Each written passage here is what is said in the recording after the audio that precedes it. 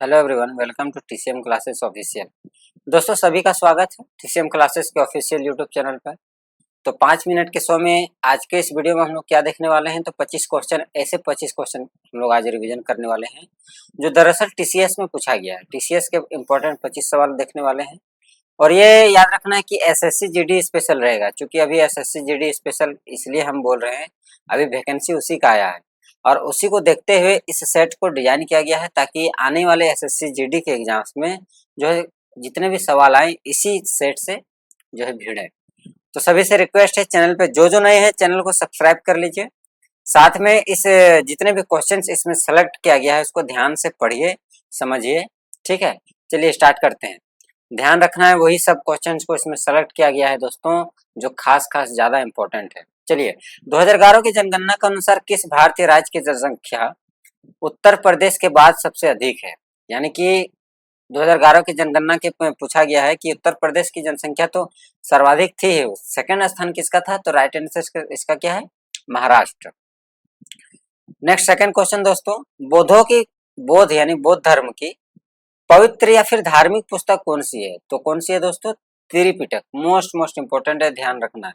जब भी बौद्ध धर्म के बारे में आ जाए और किसी भी पवित्र या धार्मिक पुस्तक के बारे में चर्चा हो किसी भी प्रकार के प्रश्न में, तो आप लोग को ध्यान रखना है इसका राइट आंसर क्या हो जाएगा दोस्तों? त्रिपिटक।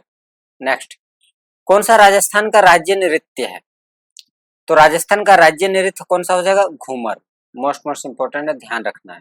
ठीक है, उसके बाद नेक्स्ट क्वेश्चन पे बढ़ते हैं। 1820 में थॉमस मुनरो द्वारा कौन सी भू राजस्व प्रणाली शुरू की गई थी? तो इसका राइट आंसर क्या हो जाएगा दोस्तों? रैयतवाड़ी।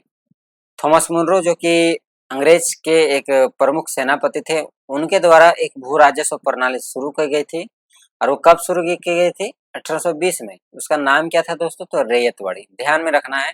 ठीक है, नेक्स्ट हम लोग बढ़ते हैं। कौन सा देशांतर रेखा भारतीय मानक समय निर्धारित करता है? तो कौन सा देशांतर रेखा है ये? 82.5 डिग्री पूर्वी देशांतर। ध्यान में हमें रखनी है कि 82.5 डिग्री पूर्वी देशांतर जो है ये भारत का क्या है? मानक समय रेखा है। ठीक है, ध्यान में रखनी है। अगर पूछे कि किस राज्य से होकर गुजरती है, तो उत्तर प्रदेश के कौन सा?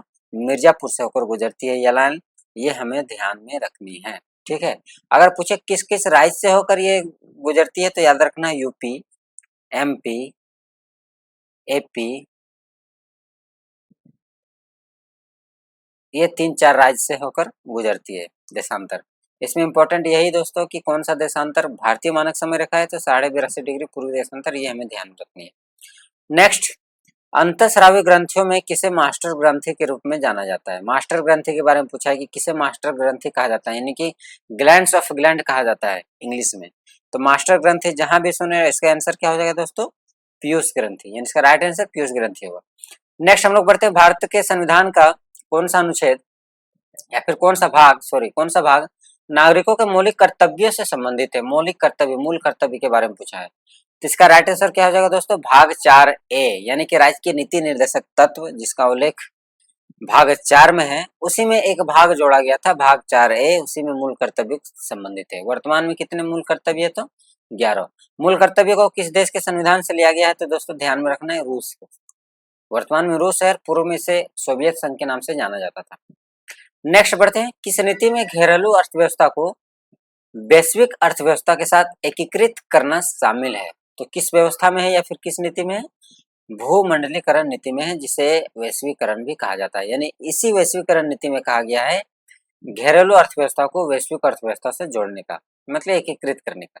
ठीक है, ध्यान में रखनी है, इकोनॉमिक्स का क्वेश्चन है, इंपॉर्टेंट है। नेक्स्ट, किस राजपूत शासक ने 1191 में त्राइन के प्रथम युद्ध में मोहम्मद गौरी को हराया था? किस राजपूत शासक के बारे में पूछा गया है कि त्राइन का प्रथम युद्ध यानी कि जो कि हुआ था 1191 ईस्वी में, उसमें जो है मोहम्मद गौरी को हराया था? तो इसका राइट आंसर क्या हो जाएगा दोस्तों? पृथ्वीराज चौहान ने। यानी त्राइन के प्रथम युद्ध किसके किसके बीच हुआ है? तो मोहम्मद गौरी और पृथ्वीराज चौहान के बीच। उसमें विजेता कौन थे? पृथ्वीराज चौहान, जो कि एक राजपूत शासक थे।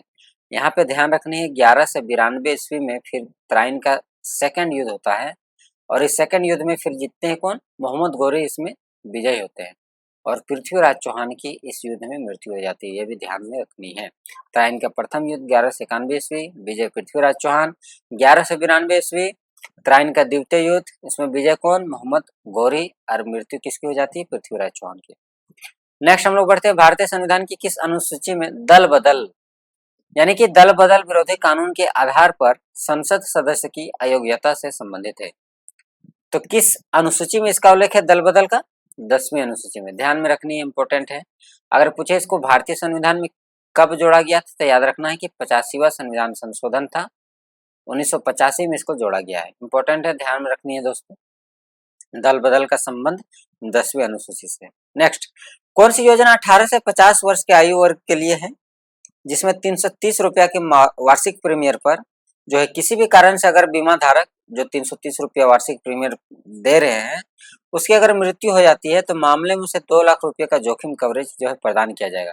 तो ये किस योजना के तहत ये जो है कह सकते हैं कि उपलब्धि है, यानी कि ये किस योजना के तहत बीमा धारक को राशि मिलेगी 2 लाख? तो कौन सी योजना है? याद रखना दोस्तों, प्रधानमंत्री जीवन ज्योति बीमा योजना। ठीक है, इसका शॉर्टकट में नाम क्या याद रखना है? PMJJY। ठीक है, इसी योजना में कहा गया है कि अगर आप 330 रुपया वार्षिक प्रीमियम देते हैं तो बीमा धारक की अगर किसी प्रकार से मृत्यु हो जाती है तो 2 लाख का क्या दिया जाएगा? जोखिम कवरेज दिया जाएगा। किस एज ग्रुप के लिए यह है? तो 18 से 50। ये भी इंपॉर्टेंट है, ध्यान में रखनी है। नेक्स्ट, कौन से राज्य या फिर भारत के किस राज्य की प्रति व्यक्ति आय सबसे अधिक है? मोस्ट इंपॉर्टेंट है, ध्यान में रखनी है। गोवा, जिसकी राजधानी पणजी है। यानी कि सभी राज्यों में सबसे अधिक प्रति व्यक्ति आय किस राज्य की है? तो गोवा की है। ठीक है। नेक्स्ट, कौन से राज्य म्यांमार से सीमा साझा करते हैं? कौन कौन से राज्य ऐसे हैं जो म्यांमार, चूंकि वर्तमान में म्यांमार और उससे पहले इसे बर्मा के नाम से जाना जाता था, तो पूछा गया कि म्यांमार जो देश है, भारत के पड़ोसी देश, उसमें भारत के कौन कौन से राज्य सीमा साझा करते हैं? जिसमें ध्यान में रखनी है अरुणाचल प्रदेश, नागालैंड, मणिपुर और साथ में मिजोरम। ये 4 भारतीय राज्य हैं जो म्यांमार देश से सीमा साझा करते हैं। नेक्स्ट, किस टीम ने 5 बार इंडियन प्रीमियर लीग यानी IPL का खिताब अभी तक टोटल 5 बार जीत चुकी है? तो किसने जीत चुकी है? मुंबई इंडियंस। ध्यान में रखनी इंपॉर्टेंट है। नेक्स्ट, भारत में किस प्रकार के वन सबसे अधिक फैले हुए हैं और जिन्हें मानसून वन भी कहा जाता है? तो कौन से वन सबसे अधिक भारत में फैले हुए हैं? तो उष्णकटिबंध पर्णपाती वन, जिसे मानसून वन भी कहा जाता है। ध्यान में रखना इंपॉर्टेंट क्वेश्चन है। नेक्स्ट, किस प्रकार के सूक्ष्म जीव से टाइफाइड होता है? टाइफाइड किस प्रकार के सूक्ष्म जीव से होता है? तो याद रखनी किससे होता है? जीवाणु से। नेक्स्ट, कौन से रेट उस व्यक्ति के लिए एक उपचार प्रदान करती है जिसे गैर कानूनी रूप से जेल में रखा गया है? गैर कानूनी रूप से अगर किसी व्यक्ति को रखा गया है तो वो क्या कर सकती है? बंदी प्रत्याशीकरण एक रिट होता है जो आर्टिकल 32 के तहत सुप्रीम कोर्ट जारी करती है, ये उसके लिए एक उपचार प्रदान करती है। ध्यान में रखनी इंपॉर्टेंट क्वेश्चन है दोस्तों। नेक्स्ट हम लोग बढ़ते हैं नेक्स्ट क्वेश्चन में। रक्त समूह की खोज किसने की है? तो इसका राइट आंसर क्या हो जाएगा दोस्तों? कार्ल लैंडस्टेनर ने। रक्त समूह यानी कि ए बी और ओ, ये रक्त समूह है, इसकी खोज किसने की है? तो कार्ल लैंडस्टेनर। ठीक है, ध्यान में रखनी है। नेक्स्ट, कौन अनफिनिश्ड ए मेमोरियल पुस्तक के लेखक हैं? मोस्ट इंपॉर्टेंट पुस्तक है दोस्तों, ध्यान में रखनी है, स्टार मार्क कर लीजिए। अनफिनिश्ड ए मेमोरियल पुस्तक के लेखक कौन है? तो प्रियंका चोपड़ा जोनस है, यानी प्रियंका चोपड़ा जी का यह पुस्तक है, इंपॉर्टेंट है, ध्यान में रखनी है। Next, an era of darkness the British empire in India नामक पुस्तक के लेखक कौन है? तो कौन है? शशि थरूर। मोस्ट इंपॉर्टेंट है पुस्तक दोस्तों, याद रखना है। कौन सी पुस्तक है? N era of darkness the British rule in India. Most important पुस्तक है दोस्तों, ध्यान में रखना है। ये पुस्तक अक्सर जो है एग्जाम में पूछ ली जाती है। ठीक है, तो याद रखना है। इसके लेखक कौन है? शशि थरूर जी। नेक्स्ट, भारत के सर्वोच्च नागरिक सम्मान प्राप्त करने वाले तीसरे भारतीय शास्त्रीय संगीतकार बनने के लिए 2001 में भारत रत्न किसे मिला? तो उस्ताद बिस्मिल्लाह खां को मिला। ये एक शहनाई वादक है, इंपॉर्टेंट है, और भारत रत्न प्राप्त करने वाले तीसरे भारतीय संगीतकार हैं। ठीक है, इंपॉर्टेंट है, ध्यान में रखना है दोस्तों। भारत के संविधान सभा के अध्यक्ष के रूप में सच्चिदानंद सिन्हा की जगह किसने ली थी? तो किसने ली थी? डॉक्टर राजेंद्र प्रसाद ने। और ये क्या बने थे? भारतीय संविधान के अस्थायी अध्यक्ष बने थे।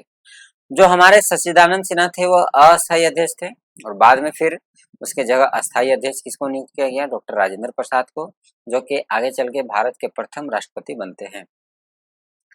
उसके बाद ओलंपिक खेल में व्यक्तिगत स्वर्ण पदक जीतने वाले पहले भारतीय कौन थे? अभिनव बिंद्रा जी हैं। इसका खेल कौन सा था? शूटिंग था। और भारत में सबसे पहला व्यक्तिगत स्वर्ण पदक जीतने वाले व्यक्ति हैं। ठीक है, ध्यान में रखना इंपॉर्टेंट है। कब जीता था? तो 2008 के बीजिंग ओलंपिक में। तो दोस्तों यहाँ से हमारा जो भी है लेक्चर खत्म होता है। 5 मिनट के 5 मिनट शो में जितने भी इंपॉर्टेंट क्वेश्चन है इंपॉर्टेंट है, सारा कुछ पूछा गया है टीसीएस के इंपॉर्टेंट एग्जाम्स में। तो आगामी जितने भी एसएससी जीडी या फिर एसएससी के जितने भी एग्जाम्स होंगे उसमें ये सारे क्वेश्चन रिपीट होंगे, तो ध्यान में रखना है।